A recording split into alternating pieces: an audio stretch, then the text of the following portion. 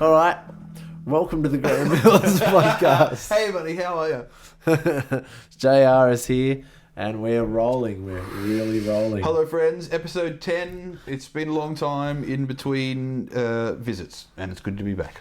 It has. We're trying, I'm trying an experiment out today. I'm trying to film this. So First time on camera. We apologise if you had different views of us in your head. Oh yeah, well this is what we look. This is what we look like. And there goes all our viewers. But it's okay. It's okay. It's episode 10, Suicidecast. We're going out in a blaze of glory. You mean the all that nonsense that comes out of them guys' mouth? They're not even attractive. That's terrible. No, sorry guys. Sorry to disappoint. But we're here. Anyway, so yeah, hopefully that works. If it does, the fruits of labour will be up on YouTube. Absolutely. If not, you'll just be listening at home as per usual, yes. Without the knowledge of our physical features, which is to your benefit. How have you been, young James? I've been well. I've been interstate quite a lot, which is another reason for the gap in between. But we're here now. So in the interim, I've been here for a few days, hanging out, which has been really nice, and checking out Graham's new house and the new studio, aka the Hobbit Hole. The Hobbit Hole. Yeah, I'm sure there's... That was Bilbo's house right there. Yes, we have the... Oh, shit, I don't have the other light on. That's all right, we don't have to stop. We don't have to stop, no. This is guerrilla film. Yes, fantastic. There you go. There we go. Now you can see the full effect of the lovely Hobbit Hole behind us. We'll just replace you with like that Frosty Flakes tiger until I turn the other light on. This has been great. Sorry to interrupt. I was just saying, this is the first time I've been to your new house. Yes, that's right, and we have the video technology now. So awesome. we have the green screen, we have the lights that are actually all turned on now. Yes, and so yeah, we can go anywhere. Episode 8 was it 8? No, it was episode 9. Was meant to be green screened. But we didn't. I think we all got way too inebriated. It's always a mess, and I always underestimate the efforts that go behind it. How much work it's going to take. Well, look, I've been here for 3 days now, and we haven't cast at all, which is fine. But Graeme has a tendency to always bring bad news to me whenever I stay over, which is unfortunate. So he repeated the Prince scenario and dug out his dressing gown and brought the cat into my room this morning to tell me that Don Rickles was dead. He's become Jacob Marley of my dreams, and he haunts me with these terrible things that I don't want people to die. But I had to dig up the dressing gown too, because it's not quite cold. No, not quite cold. It's getting there. That's why I'm wearing the hoodie and the beanie, because it just not the hoodie, the your lumberjack appearance. It's cold, man. It's been really cold over in Adelaide at the moment too. So. Yeah, I guess you're at the bottom of Australia. Yeah, well, the weather has been weird and the power's been weird and everything's weird over there, but at least I get to wear my flannels again, which I'm happy about. Very nice.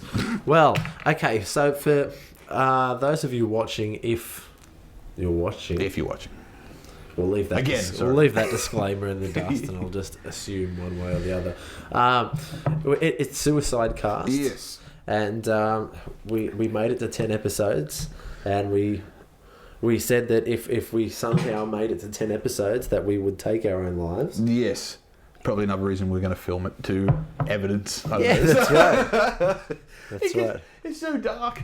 It's so dark a prospect. See, it's been that long between casts that I forgot why Suicidecast was the thing.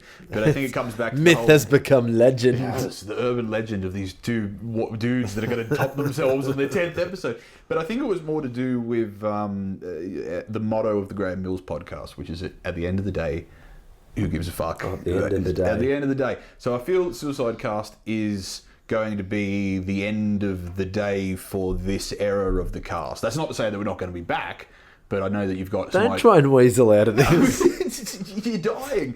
No, I mean, in terms of new things to try, example being the green screen as well. So things will be changing in the following future episodes, and that's something exciting, I feel anyway.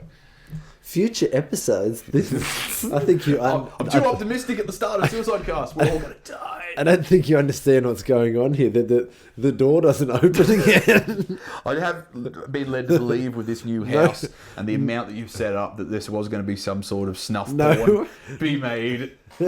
Nobody is leaving this garage. I'll be like that current affair guy that just got arrested. I'll be caught on some film. Yeah, what's up with that? I don't know, man. The new evidence came to light this morning, I think, that he directed an incest, like, bathhouse porn for the gay community. Wouldn't it be wild if they had someone from a current affair there in his face? Tracy Grimshaw. the universe would just... Oh, dude. Well, because I think in the article I read, it was that he was the guy that had been chasing down the Hey Dad guy.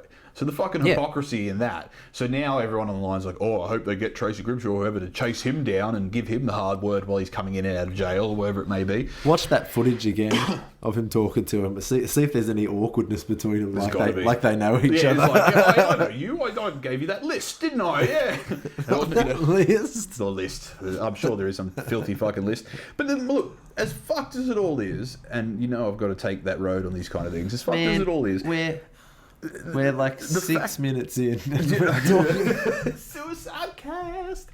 Oh, man. Due to the fact... No, look, think about it. Due to the fact that everyone's... Okay, they should be kicking up the stink that he was a pedophile. Not that he made a gay film. Like, what were he made a gay film? But anyway... Yeah, It's like he murdered someone and then he spilt some milk, so everyone's more pissed at the fact that he spilt the milk for some reason. Like, well, I'm sure he spilled quite a lot of milk in that. I don't know if he acted in it. No, they're upset because he's involved in child pornography. All I've heard all day is that it was because, or not because, but the new hot topic about this guy who fucked, like the hot topic is he's a fucking child molester. That's the hot topic. But... now they're making it about the fact that he directed a gay film. All right. Anyway, Jesus Christ. Where are those pills? Give me those. 5 of something's got to take you out, surely. So we've got, for those of you who can see, if you can see, we've got our Hangman's News. Handcrafted? We've got our, yes, I did that. Artisan. And then we've got our pills here. They're, what are they? 20 milligrams. 20 milligrams. They're Nexium, so that's for acid reflux. Fantastic. And we have a toy gun here. I have a more realistic one, but it's disturbing enough. It's like if Captain America was in a John Wayne movie. That's the colours of that gun that I've just realised. It's a very... Yeah, Captain America. I think a little bit of it's the noose as well. Oh, that too as well. And for those of you who can't hear, well, see. Who can't hear, then what are you doing? Why are you listening to us? I'm rusty. It's been a while. Yeah, then again, so, I think... all right. How's married life treating you? Yeah, I'm married. There you go. Once again, if you can see. There it is. For those of you that didn't attend. And that's about the only difference. That's it, yeah. Is I have a wedding ring on there. But no, it was great. It was great. You were there. I was there. I had a wonderful time. You found out about it. I found out about it. I was say, like, people listening like, why wasn't I invited? What? But no, I was there. It was a great time and lovely day. And not being married myself, I don't have any insight into what changes. So it's interesting that way. And I assumed it'd always be that way. That why would you marry someone unless you were best friends with them? And nothing really changes other than the fact that you're married, or that you upgrade and get a new house. That's right. That might be the only thing that's changed since the wedding, really. That's right. Pretty much. Yeah, but it was a good day. That was fun. And wow, some other stuff's changed too. Like, come on. You know what I want to do.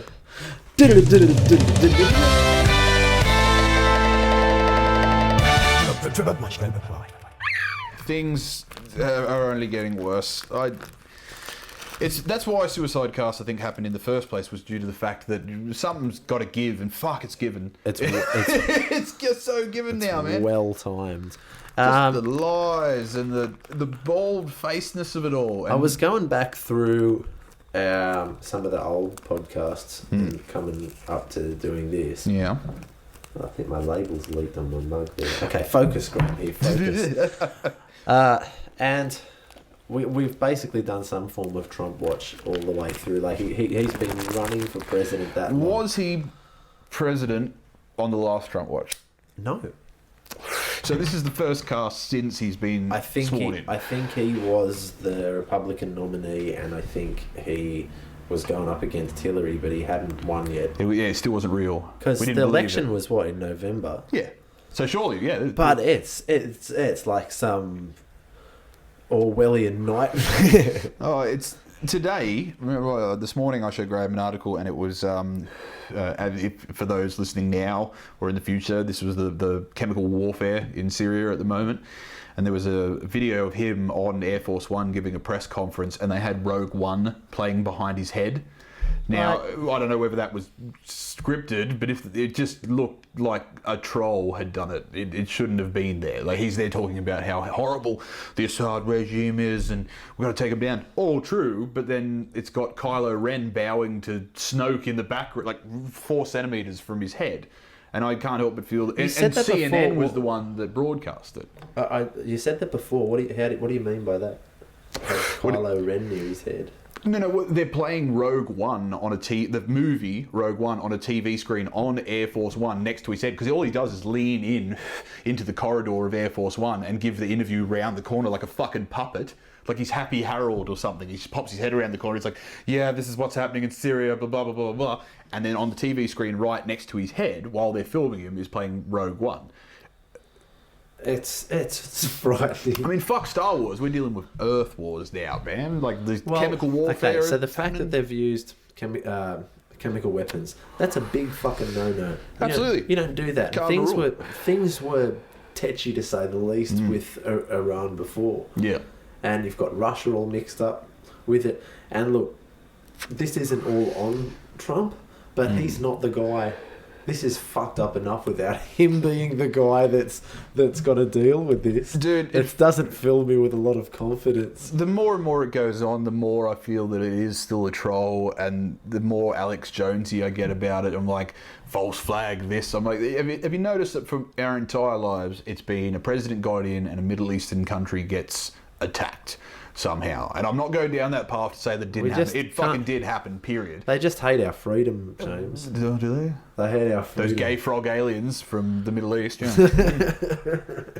Yeah, well, we're not turning quite into Alex Jones yet. Not yet. I haven't ripped my shirt off or anything or started to sweat. But yeah, it's frightening. He's just... Release the tapes. I've heard it said that he's like your racist granddad that somehow wandered into the White House. Oh yeah, he totally does. But it's just he's so bitter. He's so angry. Like he won, and I think he's even still going on about how much he won, even though he didn't win the popular vote even by. You know what's gotten the worse and worse anyway, and we've said it on every episode of Trump Watch, is his ability to just blatantly fucking snake oil merchant people. But it's so blatant and so bad. Yeah, he's like, it's like, hey, what about this? And he's like, you're going to find out. And you're like, I just asked you a direct question. Please answer the direct question. There's no substance to anything he says. Like people are catching. He's some sort of coy... bullfrog first date. He doesn't offer any details. It's like, anything that he says. It's wild, man. He just goes out. And says things are going to be great. It's going to be the best, and it's going to be terrific. Believe me, it's going to be the best. No man that's telling the truth ever says fucking believe me. Liars say believe me. Believe me. You got to believe me. But believe him based on that he said it was going to be good.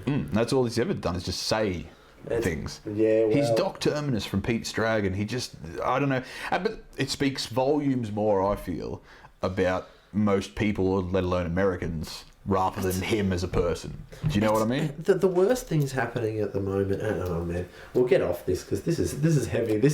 We're 14 minutes in, and my high's wearing off. And we're talking too without editing. At least we're 14 minutes in, and we've done what child pornography and incest porn. That's the problem with Trump, though. Before we get off it, is that.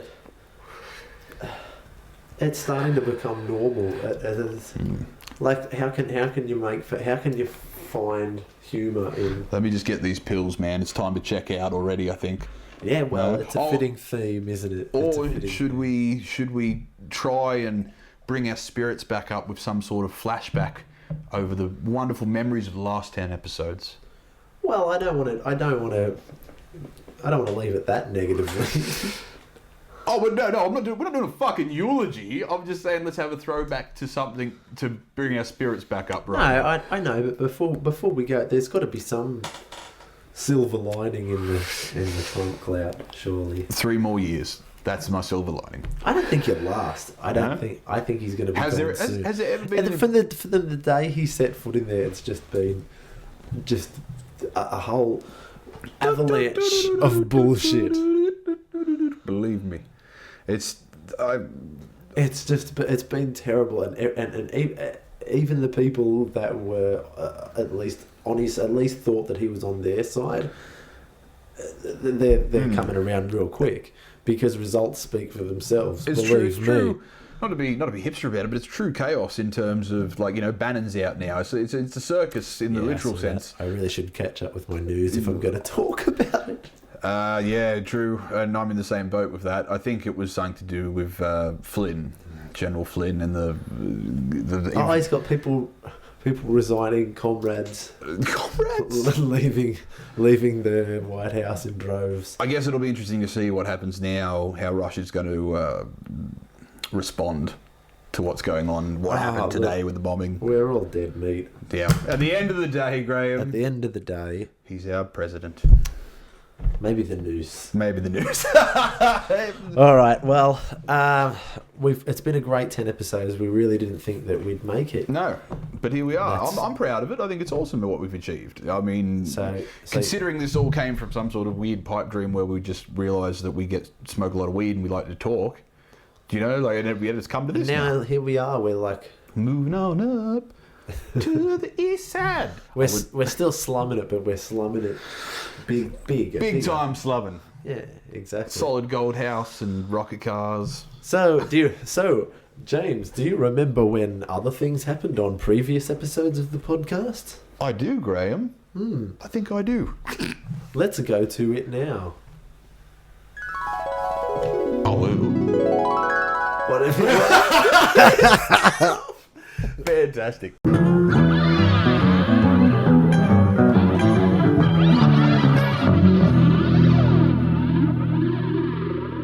Okay, so basically the Economic Development Minister, Stephen Joycey from New Zealand, he was talking on air to reporters in, I'm not even going to try and pronounce that, on the North Island's toe. Little island country. Never heard of such a thing. The Pit. It slapped against his lips and bounced off a nearby reporter's breasts. Was it necessary to turn it into a very descriptive porno? Falling limply. No. Oh my God. Do it again. Okay, here we go. I'll definitely put some... Well, can we get some edited music over this? Surely I can do it without being specifically copyrighted. I'm really worried about copyright today. I've got the paranoia on. Oh, dude, we'd fear of everything. We'd stay in a house and record things, flying dildos and copyright law. The chopper. All right. So, cue music. It slapped against his lips and bounced off a nearby reporter's breasts before falling limply at their feet. That is... The offending member of the public was immediately manhandled away. I think this reporter is... he's pent up or something, man. Who have we got? Let me call them out on our podcast for being a sexual predator. Oh, and the picture...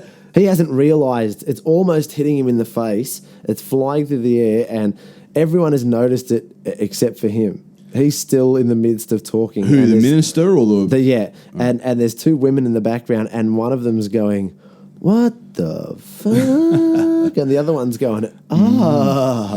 So looks of disgust, no looks of arousal at all.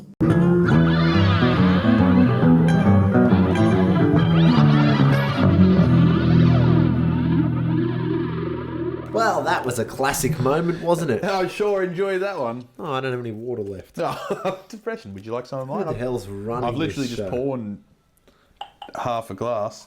Porn. I've literally just poured half a glass. That's good. Is it poured? James is English. Is it poured? I have poured. Poured. Yeah. You don't pour. No.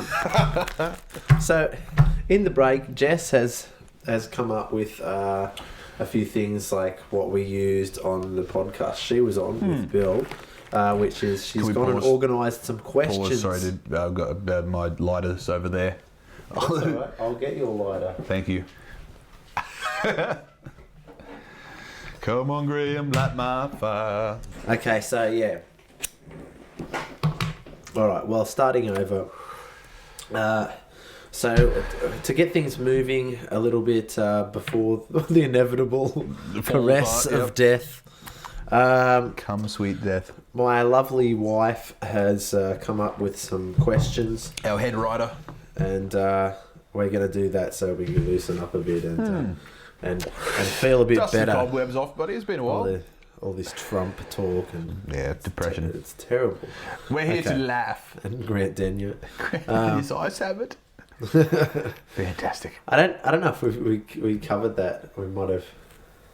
If we covered that when we were rolling. But we were talking before about Grant Denyer. His addiction to ice that I never knew he had, and Graeme says that he has had, and I just couldn't see it. But it's true. At the end of the day, fuck it. Everyone has problems. Why can't Grant Denyer do ice? Let Grant Denyer do ice. He's come to accept it now. Okay, so the number one question here that Jess has written down, presumably off the internet, favourite age and why? What is that? My favourite age that I've had, or favourite age? Favourite age of the ACA people. That's what it sounds like. For me, I even say this year. Well, hang on. You're what? I'm 30. You're 30. 30, yeah. Well, turning 30 in November, yes. So 30 this year. So you're not 30. You're 29. Oh, don't be that. Don't be one of those guys. You are. Yeah, though. right. Fine. Right. 29 then. Turning 30 in November. So this year of heading into my 30s has been the best so far, I'd like to say.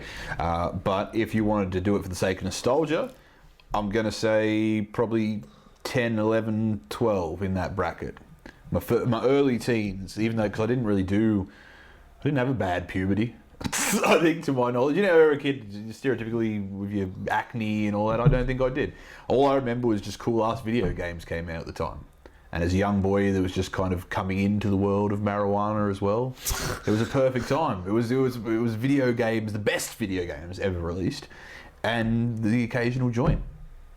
And nothing's ever as good as the first. Sex, drugs, it's all. Give me now. I don't want to go back. You don't want to go back at all? I don't want to go back to nah. This is good now. I like this now. What about the state of the world at this age then, if you wanted to do it that way? If you're like, when was a more simpler time in Graham's life? On a global scale. Do you remember any peacetime? When I was... We're talking like we're old army vets. Do you remember any peacetime, Graeme? Well, not really. No peace. My entire childhood. I mean, so now we're back to talking about the state of the world and Trump and everything again. But this is just a new level of it. It's not like things were fine. And then, true. And then this guy just came along. Times worse. We just never noticed, probably. Well, I love they've got George W. Bush going out on the talk show circuit and shit now, and because of Trump, P.T. Barnum, wheel him out and he's like joking about what a dumbass he was. He's like, I invented that word, but like for all of Trump's faults, and give him time. He's only been in office a couple of months, if that, months. Give him time, but so far his body count compared to George Bush's, I'll give him that. He hasn't killed as many Americans as George Bush has yet, right? Ticking away. But so I would wait for that at least, for him to get his toll past George Bush's before Bush goes out on the talk show circuit. He's like, hey, remember when I was president? Remember when I sent thousands of people to die in the desert? It'll happen. All right. Well, so why now? Why now then? If with all the crap that's going on, why now is your favourite age of your life? Because life is going good. Life is good. I don't want to go back to high school. Oh, fuck that. No. I never want to go back to any of that. I didn't have a bad time, but I mean, you could do the cliche, oh, it was great because I had no responsibilities. Fuck no, you had plenty of responsibilities. You I stunk. I had pimples and I had to learn things that I didn't want to learn. Exactly. I just sit still. My God. But you also learned the social aspects of how the world works, which is just... No, I didn't. No? No, I didn't. Yeah, I did. It's cruel. It's cruel. Cruel and unusual. What's the next question? So, yeah, my favourite age would be my age now, which is 30. As I said, I agree. This last year's been really good too, so I appreciate it. But the world is... Nothing beats that first smoke and that first time playing Legend of Zelda Ocarina of Time, man. Nothing. Yeah, but you can still do that now. That's my... Oh, you never capture it. It's like grabbing smoke. It's like heroin. You're always chasing the dragon. Oh, dude, the childhood dragon. He was Barney, wasn't he? Anyway. Okay, here's an interesting question. Yes. I don't know why she's written this. My wife has written this as the second question, but what's the future of dating? Oh, Christ. I'll go back in there and she'll have a suitcase and she'll be gone. What's your future of dating? That's totally what it is. While we're out here in the Hobbit hole giving this story, she's just getting pat and waiting for that You go and have your little podcast. I'm just going to... Don't worry if the door goes click. Look, I met my current partner via Tinder. Did you really? Yeah, it was a strange thing, and Tinder was a very throwaway thing I found in the long term. It served its purpose, but I think the future of dating, I feel, probably will end up being, funny enough, like these fucking terrible Married at First Sight shows. I think that's how it's going to be. You're going to be selected. Like if you want to do it in some sort of Blade Runner sense, you will. You'll be partnered. Or have you seen The Lobster? We've talked about The Lobster before, surely. It's that one with you go to a resort and you've got 3 weeks or something to get a partner, otherwise they turn you into an animal. Who does? It's a movie. Marlon Brando. No, he wears the fucking the ice bucket on his head and he has the mini-me. Come here and marry this person. You two look good together. This is matchmaker Marlon. Who was the guy that just died? He did... Don Rickles. No, not Don Rickles. Fuck Rickles. He would have appreciated that.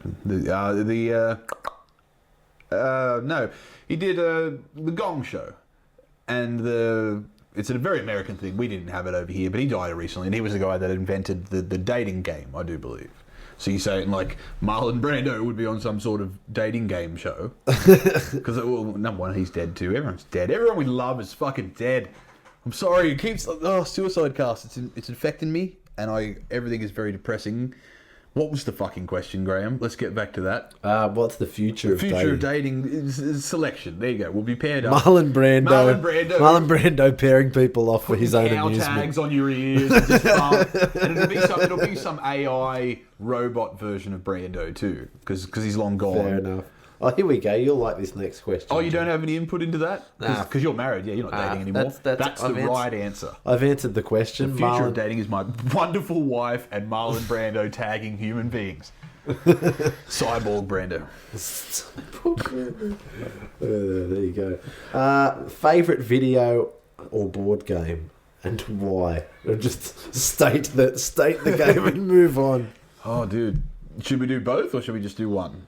Oh, look, dude, go for your life, really. Favourite video game? Well, say favourite video game because the next one's about board games as well. I think she went on a bit of a board game tangent. Wasn't she high? We haven't played board games yet. That's true. We should play some board games tonight. We'll play some Trivial Pursuit 2000s edition that I got just for Christmas. With the latest, with the green screen and everything in the future, let's do a kind of like Will Wheaton tabletop show where we just play board games.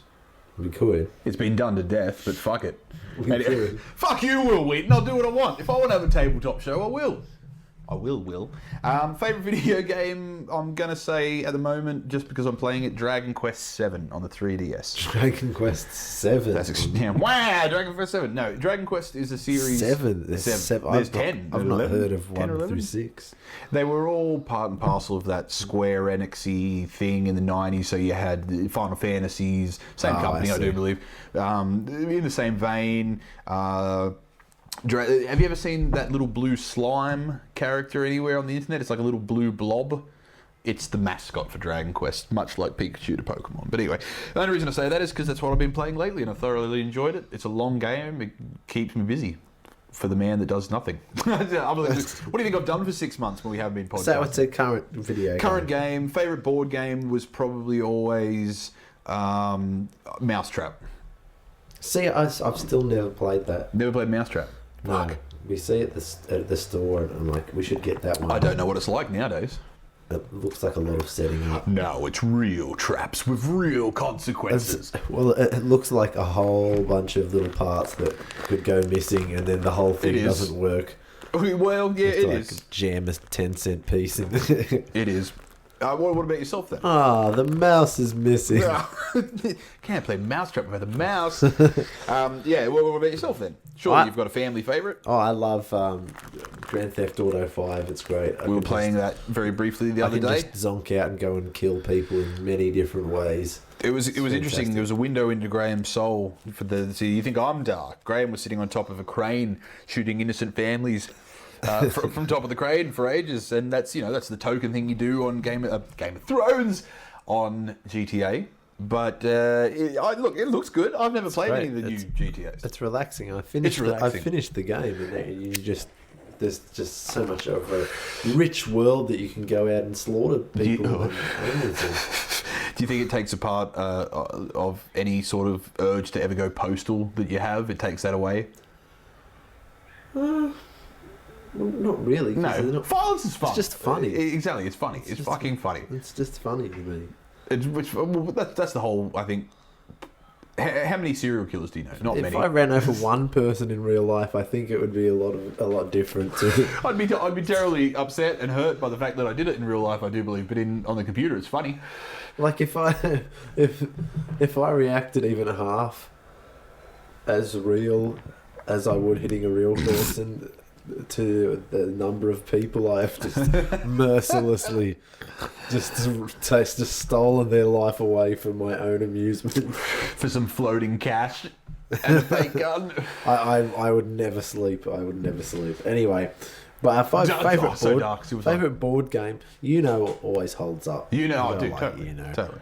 Is a board game? I don't know a lot of card games, and I can play like poker. Yeah. But I sit down with Jess and go, let's play cards. And like, well, what can you play? Go fish. You can definitely tell we're getting older because all my friends play like fucking gin rummy and things. See, I don't know how to play. Neither do I. I have to learn. Not so many things I have to learn. Well, following on from that, what board game always ends badly? I think that depends more on the jerk people you're playing with rather than the game itself. Well, if you're playing against me, probably Monopoly, chess. Chess, I don't lose. Is that why we didn't play the other night? No, we didn't play the other night because I was tired. Fair enough, yeah. Okay. You've got me curious now, though. I want to see you flip the board. Well, nah. We'll have to nail it down. No, I've mellowed out. I'm all chill now. Put some groovy psychedelics behind us, Graham. Dabbing!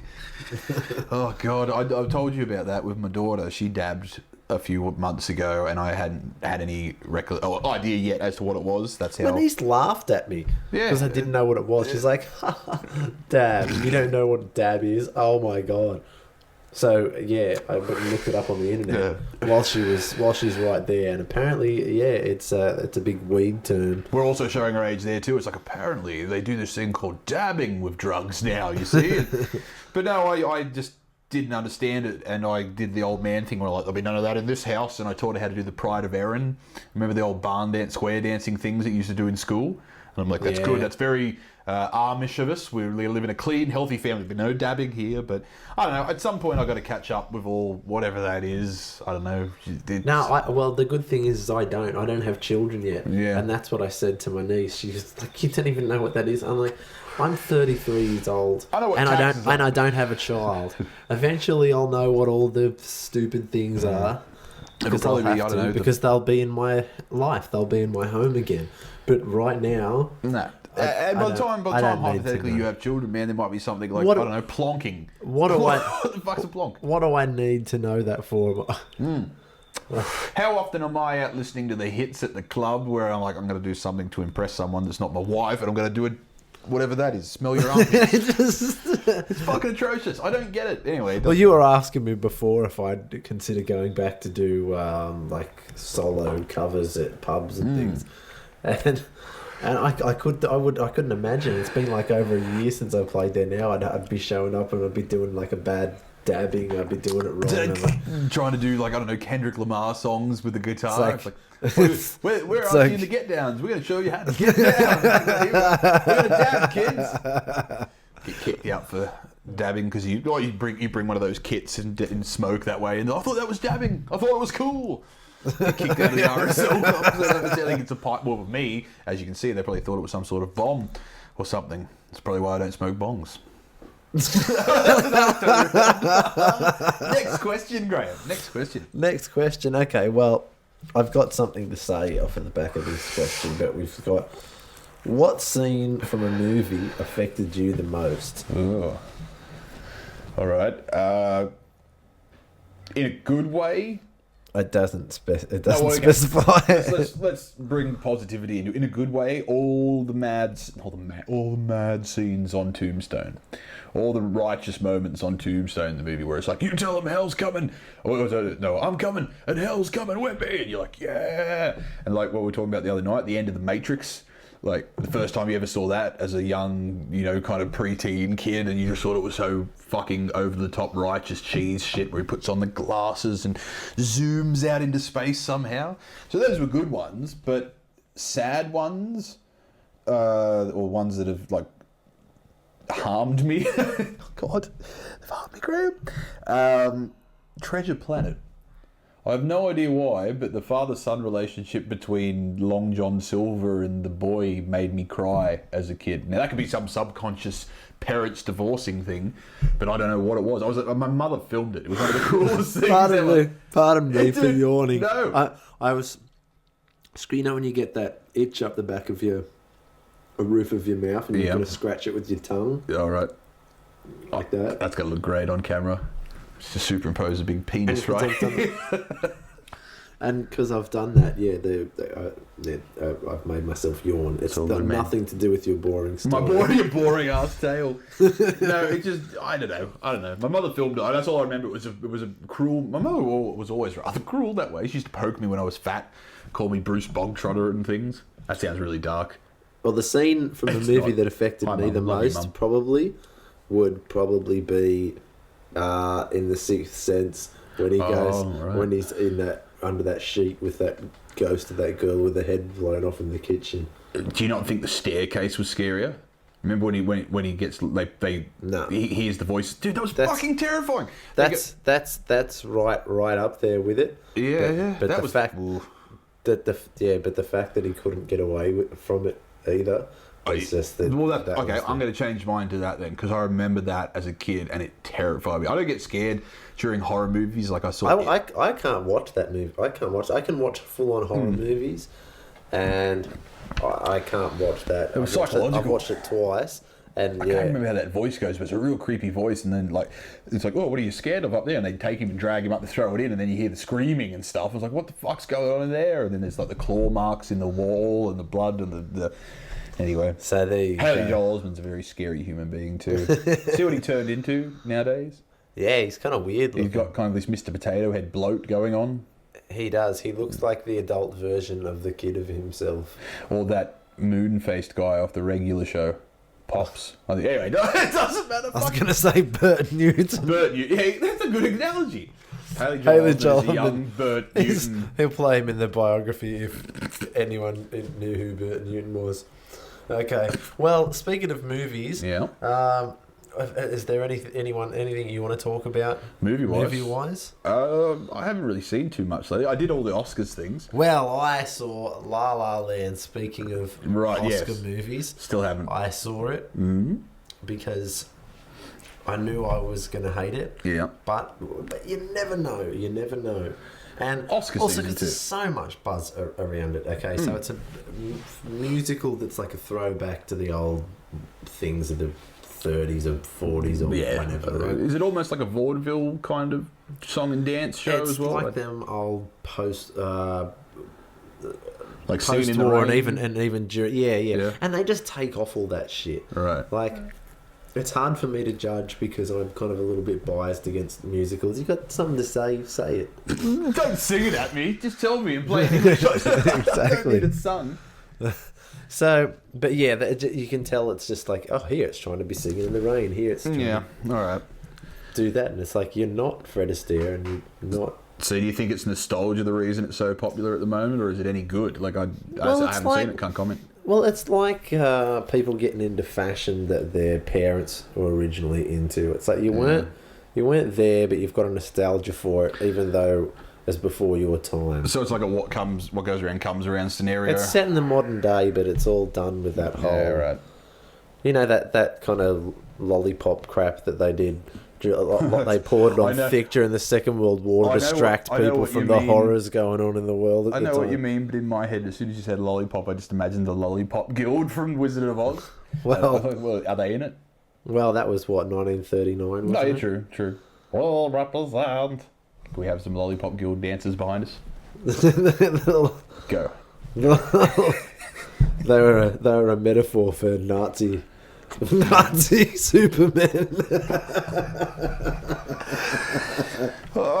The third, this is the Lollipop Reich.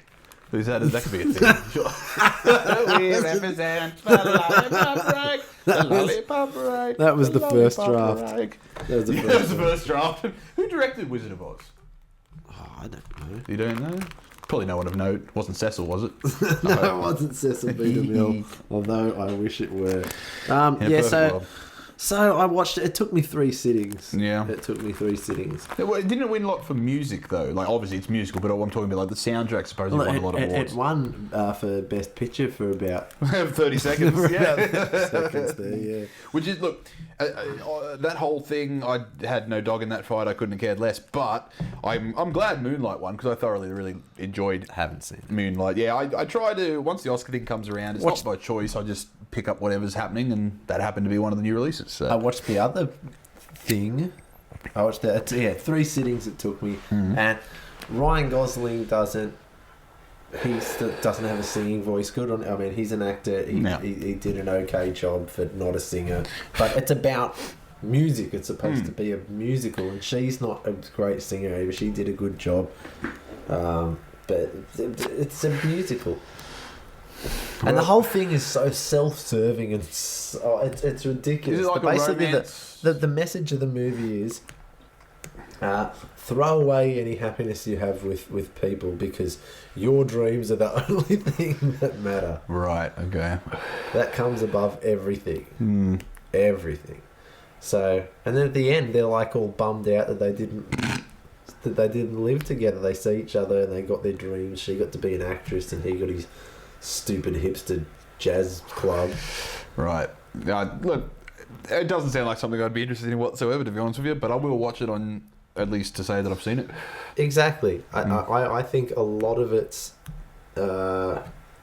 ticket sales have come from people that have just gone, fuck it, oh well, I guess I'd better see it. I think it'd probably be girls too, man. With Ryan Gosling, he tends to be the hot topic. It's just stupid. It's just stupid.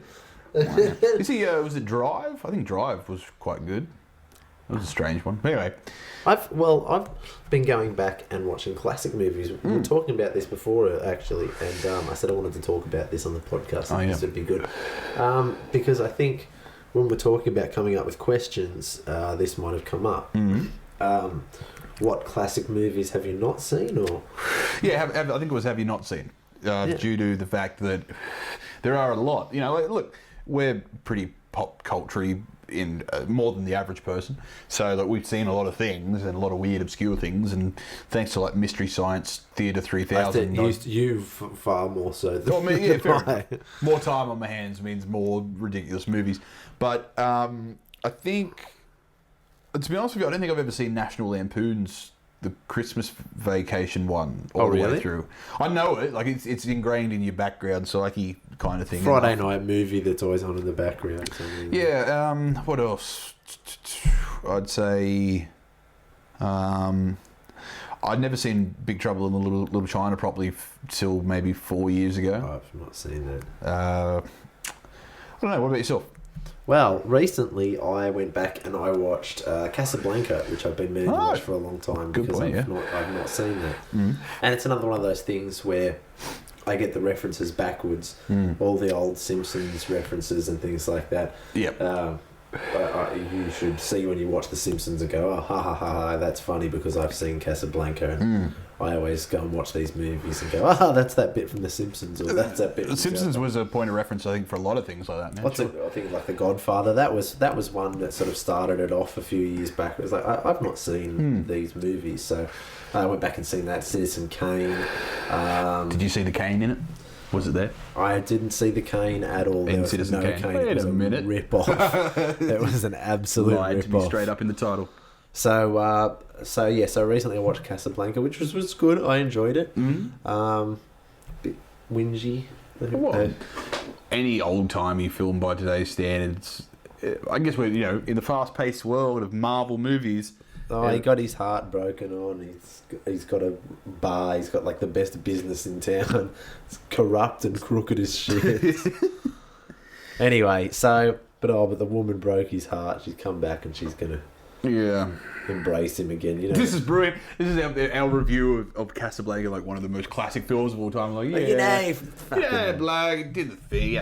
So I watched that, and then I watched, but I enjoyed it. I thought it was good. Gone with the Wind. 3 hours and what was it? I'm sure the internet will be ablaze with telling me that I'm wrong, but I think it's like 3 hours. It's at least 3.5 hours, 3 hours and 50 minutes maybe. That's what I'm thinking. It is like there are people who started watching it at the premiere who are still just finishing this fucking movie now. Still there. It's a long ass movie, dude. Oh, it is, and it's dark. You're watching this thing, especially for that long, going, where is this going, dude? Have you seen it? I have. I bet it's been a long time between viewings. I think due to the fact I remember it being really long. This just horrible woman. And there's racial issues in it. That's funny. Well, it starts off and it's like the cotillion and oh my God, Audrey will be there. I go, oh Christ, strap yourself in. So, but then and then the Civil War rages, and then they're like fighting for food and the horses dying. I think a lot of movies from that era, as classic as they may be, they're dated because he rapes her. Yeah. He like she's his wife, but he fucking rapes her. He's all pissed and he's like, I'm gonna fucking. You could do that back then, man. It seems, and no one. She was happy about it the next day. Yeah, stoked. Stoked. She was like, oh God. She's lying there. She's. He comes in and says, "Oh, I'm terribly sorry," and she gets the shits because he didn't like it. Oh God. It's like if you're gonna rape me, at least have the decency to stand behind your actions. Yeah. Yeah. Wow. Oh, and that's been Graeme Reviews Gone with the Wind. But yeah, and their daughter dies. She falls off a horse. That's right. Yeah.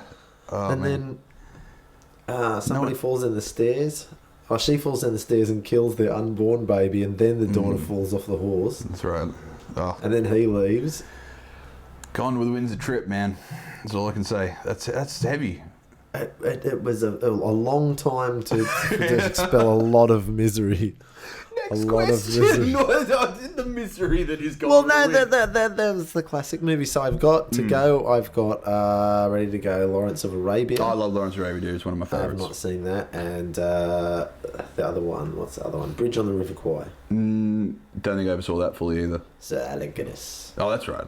I love Alec Guinness, man. The Lady Killers is one of the best movies of all time, ever.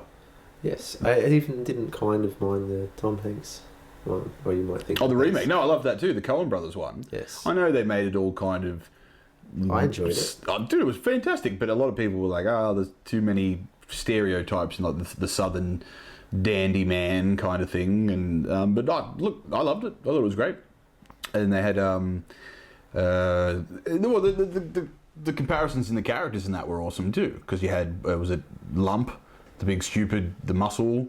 Then you had one of the Wayans brothers doing the guy that worked at the casino, and that whole southern turn on it rather than being in England was cool. I thought so anyway. I don't know.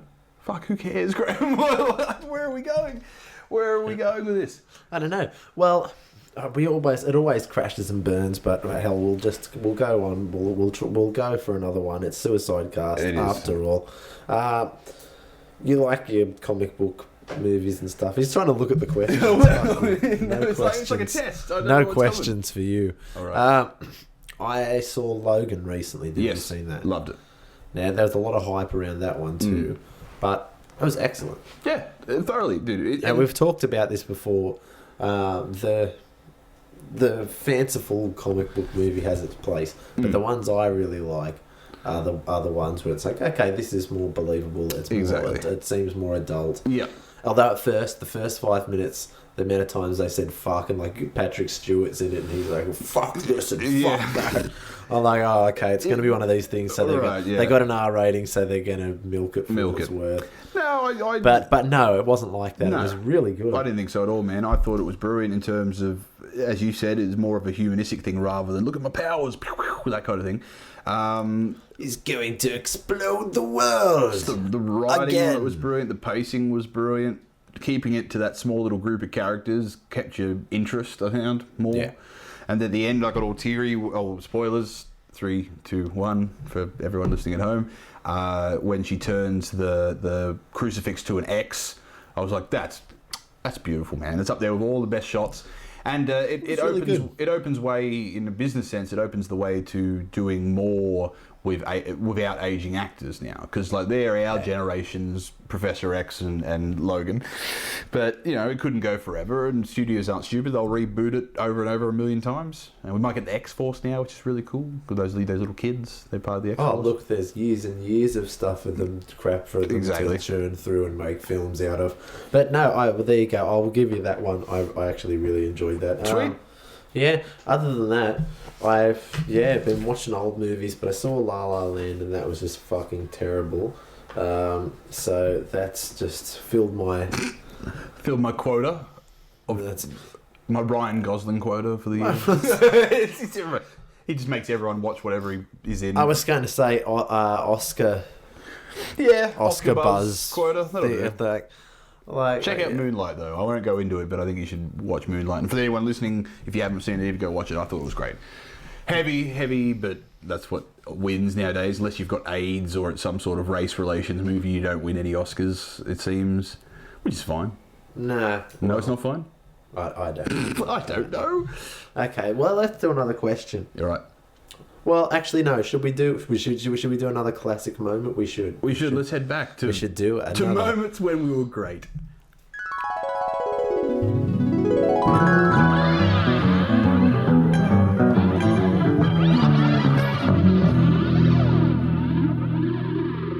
Cecil B. DeMille's my hero, dude. Is he? Yeah, I love Cecil B. DeMille. I come in somewhere around the halfway through where my dad, when I was a kid, and Dad was watching an SBS documentary about him. Yeah. And I knew he existed, and he made like those old, real big, epic biblical movies and shit like Charlton Heston and shit like that. Yeah. The old MGM days where they'd like build they'd build Rome in the Ten Commandments studio. Yeah, dude, the Ten Commandments. And like a fucking goes 4 hours or something, doesn't as well? Like, and the colours, man. Do you remember the colours for those old movies? And Technicolor Panavision. Like, I don't know whether that was the way they filmed it or they intended it to be, like, to pop so much, right? Yeah, but they do all that, like, you think about the, like, Arabian Nights and all that kind of stuff, like the pinks and the reds and the pop. People had not had colour. But Cecil B. DeMille was awesome. He's like a director that I wish they still had those around. I would love to watch the movies. Cecil B. DeMille's Transformers. Stanley Kubrick was like the last little offshoot of that kind of old school fucking fuck you, and then Broods and like, you'll do it 250 days. Question for you then. But he would sit up in that crane, that old school crane, and just yell shit at them like furious. Let's go! It's like, I've broken my ankle. Do it again, you harlot, or I'll send you back to the gutter from whence you came. Acting! Let's go! Question for you. Brilliant. I love it. Pick 3 movies of the it. neighbours are right up against his house too. I wonder if they can actually hear this. Those 2 stoners going on about Cecil B. DeMille and 3 movies. Pick 3 fucking movies. Here at Graeme Mills Studios. By today's standards. So like in our generation of films that could be redirected by Cecil B. DeMille if you wanted them to be. Number 1. Well, you'd go Noah for just... Noah. That's his... dude, guaranteed. hands down. That's his area. Yeah. He's doing that. Cecil B. DeMille takes on Noah. Takes on Russell Crowe. Then, like, he'd climb up that crane. Fuck. He'd climb up that crane. Look, Oh, dude, it's you fucking Cecil B. DeMille sitting bash you. at the top of the ark, and there's Russ. There's Rusty's coming for you, Cecil. I love that. I love it. It's a very Australian thing. It's a very Australian thing. Come here.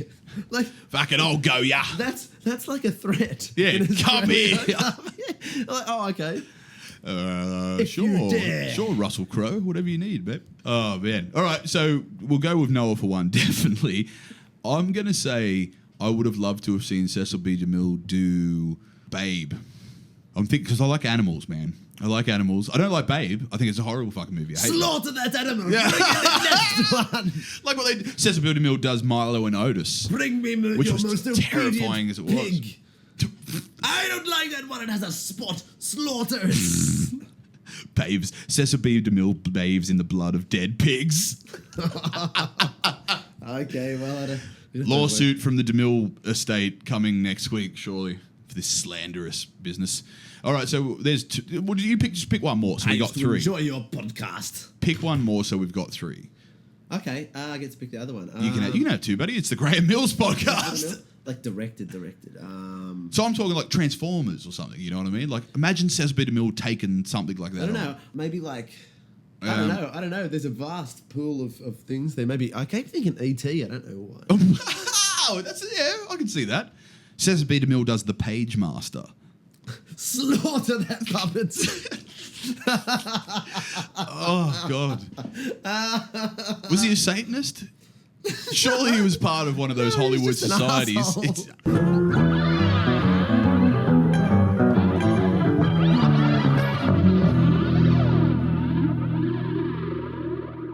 Is this one of those parts where I do the oh, that was a great memory, wasn't it, Graeme? Remember all that times that things happened?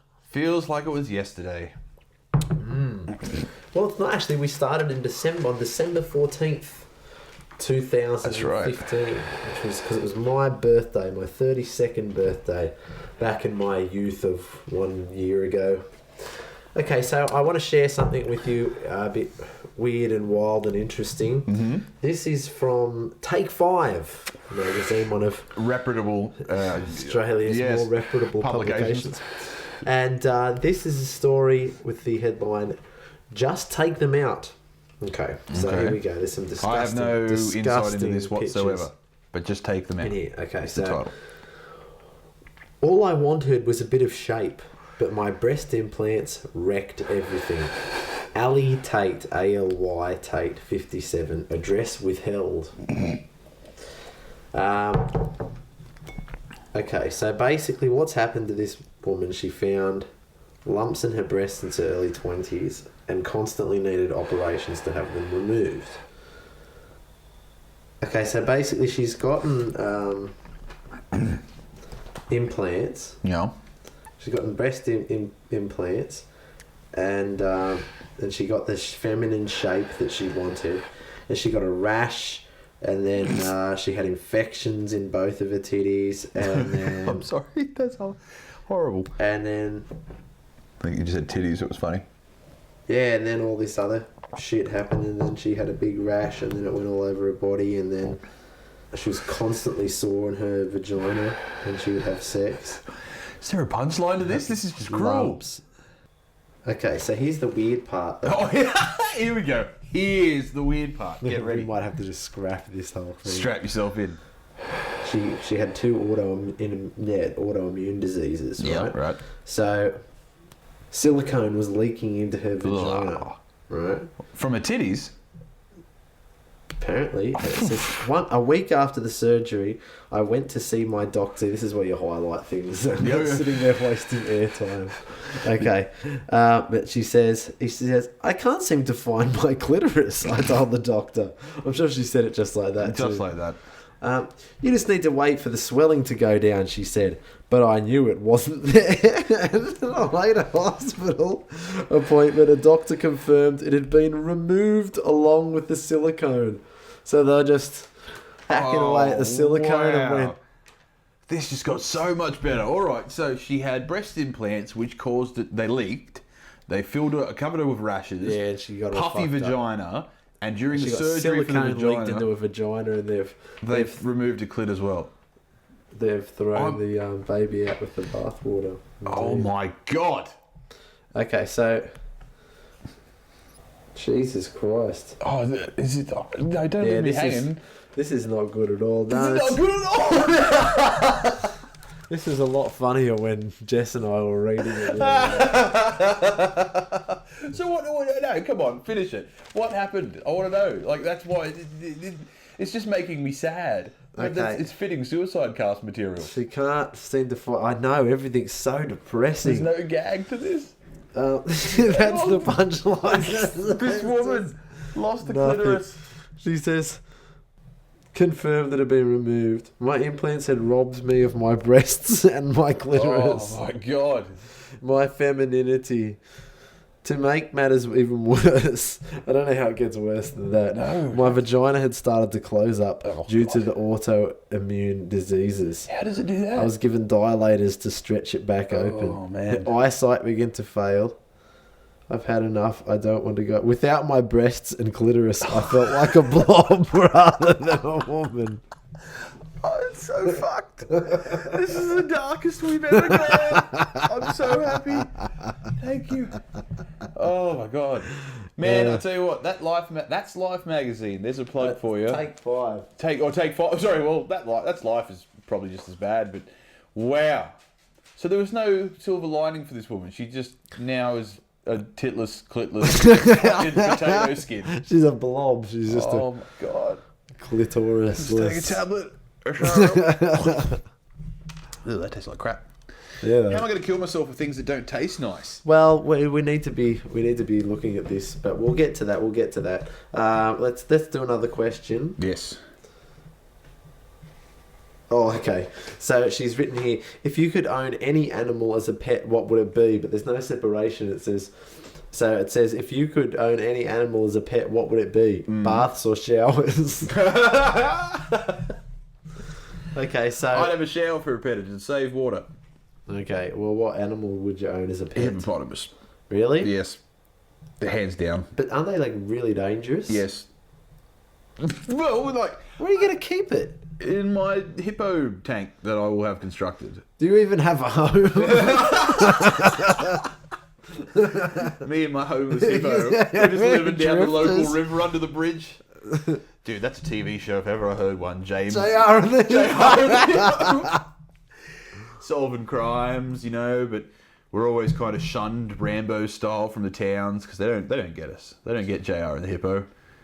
Can the hippo talk? I don't know. It's your show. It's your show, hippo, dude, because I find them fascinating and they also are scary enough to. So, what do you mean, like a domestic pet?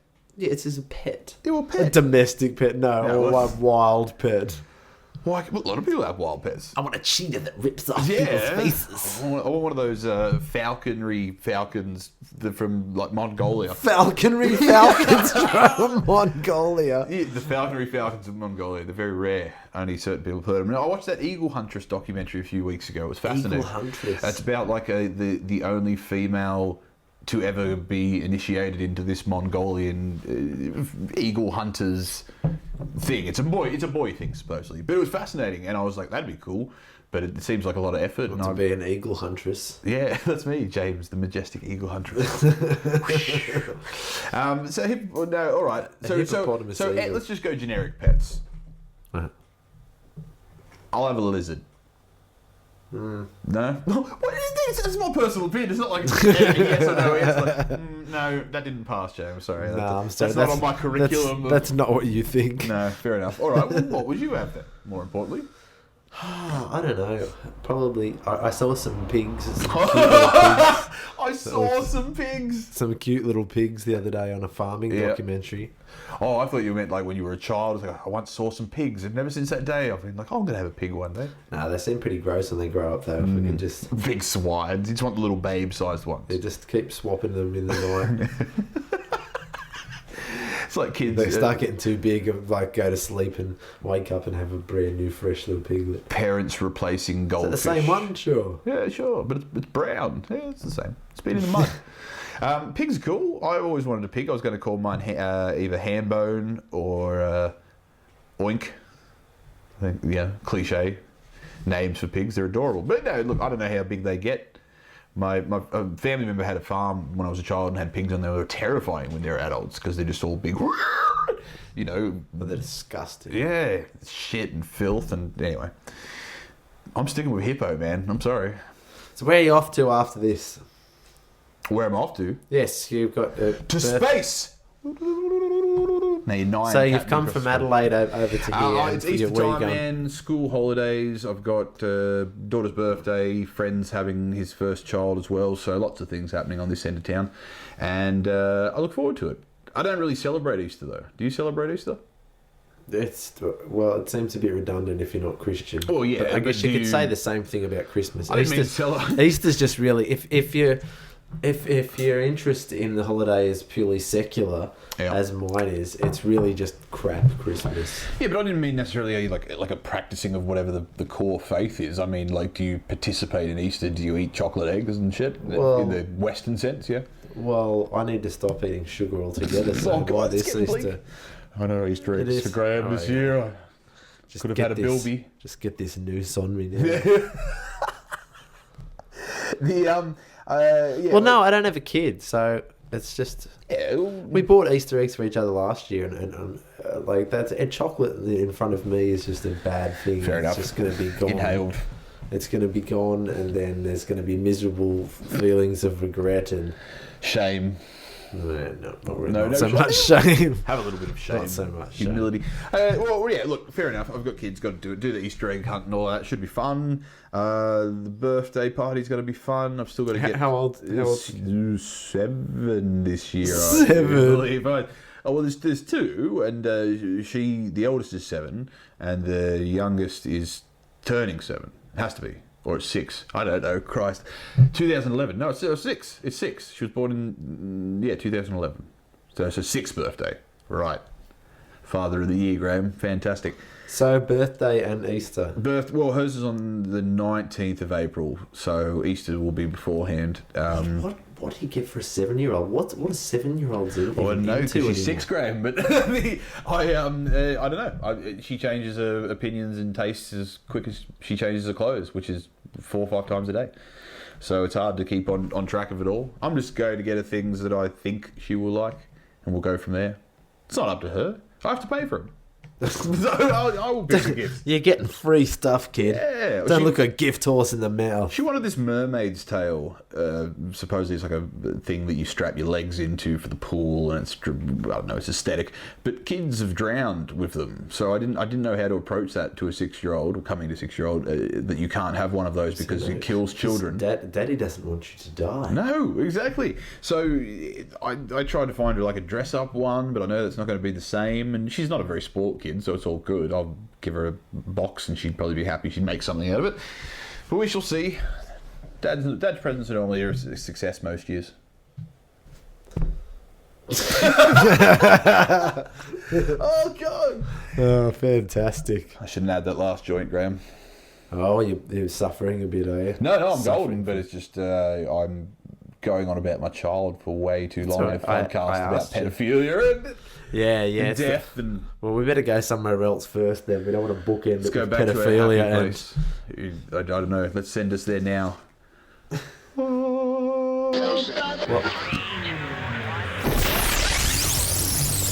ROXX Rocks FM, playing all your favorite music all day, no interruptions, no talking. Other radio stations claim to play non-stop music but are full of promos, commercials, and endless DJ chatter. Here at Rocks FM, we do nothing but play all your favorite music all the time, no talk. All the newest hits like Justin Bieber, Adele, and Shawn Mendes, plus all your old favorites like John Mellencamp over and over and over again. But no talk, absolutely none. ROXX Rocks FM. So, I went on a cruise, James. For the honeymoon? For my honeymoon. Right, okay. And I enjoyed it. Mm-hmm. Never do it again. Fair enough. Why is that? Never do it again. I've never been on one personally, so I couldn't understand the pros and cons. I stayed up with my dad on his boat. He's got a small houseboat. And that was the cruise? Oh, God, no. I was cruising with Dave. Yeah. Yeah, budget. Fantastic. Super budget. And, yeah, well, I stayed up with him, and there were people going past on jet skis, and it was the longest, heaviest drinking I'd done. Binge ever. Yeah, all right. And felt hungover, didn't really get seasick, don't know what everyone's on about. Yep. Went on the cruise, first few days, it's kind of weird. Mm-hmm. It's a weird sensation when you're surreal. In the boat, sort of absorbing all of the shock. But so you feel it in the ship too? Is that like, so if you're in the dining hall or whatever? They got like big long corridors where the rooms come off, and you're in it, and it's like the room is drunk around you. Fair enough. And you kind of get that kind of feeling in your guts. Churning, like. Yeah. Fair enough. I always thought they had like balances in them. For something of that size. When you're on the ocean. I completely understand that the ocean moves. I just meant like... It's not like going around like a speedboat. No, I just thought that there'd be some sort of way to counteract because the effects in a dinghy, like you said, at your dad's, the effect on not your father has a dinghy, but in smaller boats, waves are noticeable. But on an object of that size, I always thought that it'd be a bit more balanced out. But anyway, so it's just not like rocking and moving and shit. It has to be really turbulent for that. It's just you can feel you're like a shock absorber in the. Right. So this is when you're inside because you don't have just feel a basis of where your land is. Is that why? Like, no, it's just because the place you've got a giant boat. It's like I really can't get into the physics of it with you. Why not, Graeme? Let's talk about the physics of boats at this hour. Anyway, go on. So drunk always. So that was fine, and we went up to Moreton Island up in Queensland. 2 days up, 2 days back. Yep. And we were all fine, and then we went across to the island, and we had these disgusting coconut rum things. The guy was actually chopping coconuts open and putting rum and shit in them and bits of fruit, and everyone's lining up for it, of course. That's the touristy thing to do, yeah. And we get one, and pulled pork, that was delicious. Actual pulled pork off of a spit. So that was fantastic. But yeah, then the coconut took one sip, went, nah, went and got a beer. Isn't there a law about that? Not a law, like a real law, but the unspoken law of that you don't drink uncapped fluids in those kind of countries? Do you know what I mean? Like when you go to Bali, Australia. Oh, you were in Australia. I thought you were on another island. No, Moreton Island's up there. Moreton Island. Off of the coast of Right, okay. So you're not out in the middle of like the Amazon or anything where you're drinking, what do they call it, ayahuasca or something like that. Anyway, so... Stumbled into a village and they gave me a coconut. He will be our new god, this shiny white man. What about, so the coconut was no good, why? Just the taste? Oh, it just tasted foul, right. Yeah. I took coconut water. And I just took one sip and went... Why is that a fucking fad now? Have you noticed that? Coconut water is everywhere. Coconut stuff's really good for you, dude. Oh, yeah, I know. I mean, I don't touch the stuff. Personally, I don't touch the stuff, but I heard it's good. Apparently, like, coconut oil is supposed to be like really good for fat. And I assume it's got many health properties, but it's like they're running into the ground because you go into the shops and you've got the Cokes and all the nothing chock-a-block full of sugar things, and then you've got coconut water, which a lot of them sounds just like Coke. Yeah, it's coconut water. It looks like fucking weak semen or something, doesn't it? It's like that cloudy water. It's fucked. Weak semen. I like my semen. Strong. Speaking of weak semen, so your stomach was having troubles on the cruise. Look at that. Look at that segue back in there. There you go. Well, yeah, and just the general lack of sleep and drinking too much. Drinking was a bit of a struggle on it, and then we went across the island, and then just in the heat and being hadn't gone into the beach and just sticky and salty and sunburnt, and we're sitting there in the boats waiting to go ferry back across to the ship. Yep. And it just hit me. I just felt seasick, and then I was just sick for the rest of the time. It's just a little bit. the next day, but like I couldn't move for the rest of that night. We had to go out. Jess booked dinner at the one restaurant in the place that's not covered by the charge of the whole thing. Yeah, right. And it's like this really nice restaurant, and it was the best steak I've ever eaten, and I was like just shivering, just almost speaking in tongues. And I ended up just running out of the place. I just said to Jess, I go, nah, this is front and back. This is all I can take. I'm out of here. I need to go and lay down. Went out and tried to explain myself to the guy on the way out. I'm like, that she's still here. I'm not running away. Throwing up on him. Oh, right. I'm not skipping out of the bill. So, look, it was good, and there was some really cool stuff like being out on the ocean, because I'm an early riser and getting up and watching the sunrise. Yeah, that would be beautiful. Horizon, just out in the middle of the water. I can see that. Just the whole holiday atmosphere. The people were really good. Yeah. I'll say that the people were really good because everyone's there to have a good time. Exactly. Everyone's there to have a holiday. It's not like where you go to a city or something like that and there are people that live there, people that are there for business, all kinds of things. Everyone who's not working on that boat is there to have a good time. Yeah. So that was really good. Never fucking do it again. Right, fair enough. But yeah, no, just sick for the last 3 days. Not much the last couple of days, but just I could never quite shake it after that, and just kept trying to drink. It's a booze holiday. Yes, let's face it. Fair enough. That's what it is. You get drink on the boat. Like people have got kids and shit on there. I've always found that strange because you can't go anywhere. I know you've got everything on the thing, but isn't it technically just going to Wonderland on the ocean? You know what I mean? It's a theme park on the ocean. There's things to do, but you're trapped. Yeah, sure. There's bingo. There's shows. There's a pool. There's movies. If a tsunami comes and you're on land, at least you can run. What are you going to do on a fucking boat? You're stuck. Where are you going to go? Well, that's not normally in my holiday planning. It should be, Graeme. Tsunami. Just have a big list. Tsunami. Volcano eruption. Or like what you did. Runaway hippopotamus attack. That's right. That's where I'll take. That only happens when you go to Adelaide to visit James. When I've got a hippo on my big yacht with a boat, with a pool at the front of it. That's we should give a big shout out to Wilco. Hey, Wilco. Hi, Wilco. Stop touching your penis, Wilco. Very disappointing. Or do. Wilco's been with us from the beginning, so he's technically our biggest fan, so we've got to give him a big shout out. He's tall, that's right. Quick shout out to Wilco. Yes. Okay. Well, we've done pretty good on the podcast today. Is there anything else you wanted to add? No. Before we commit suicide? I think it's been fun. I didn't think that we'd get this far. I thought I'd do like one and go, oh, that's horrendous, and then stop. But instead I went, wow, that's horrendous. Let's do 9 more. That. And I think this will be the part where we have some black and white montage going by of like Bette Midler over the top. Thank you for being a friend. Something like Golden Girls. But no, I likewise have been very impressed with the fact we've done 10, and I look forward to whoever takes over next, because we're going to kill ourselves now.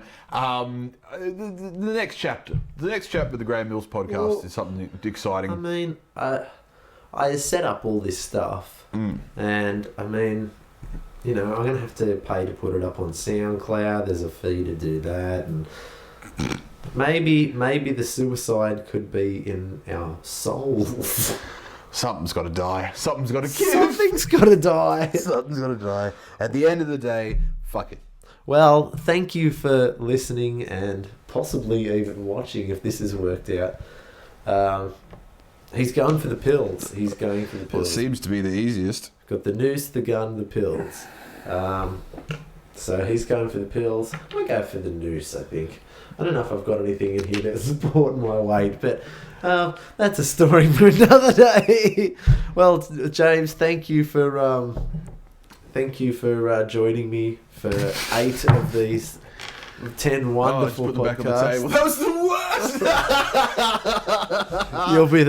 You'll be the uncle. You'll be the uncle with the penny behind the kids' ear. Oh my God! It'll just fall out of your hand as you're sticking it up to their ear. So it's been fun. Who knows how this will come out, because I always think that they're dull and shit, and then they turn out to be all right. Amazing. So hey, Wilco, And thanks for everything, and we'll see you on the other side.